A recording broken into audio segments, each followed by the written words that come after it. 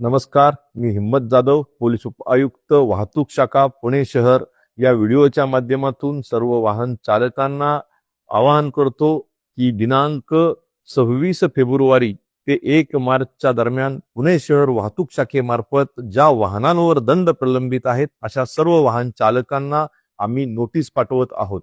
सदरची notice SMS द्वारे short code MHPECHG या अधिकृत शॉर्ट कोडवरून येणार आहे। सदरची नोटीस डाउनलोड केल्यानंतर 30 दिवसांमध्ये आपल्या वाहनावरील प्रलंबित ई चलान रक्कम आपण भरणे अभिप्रेत आहे।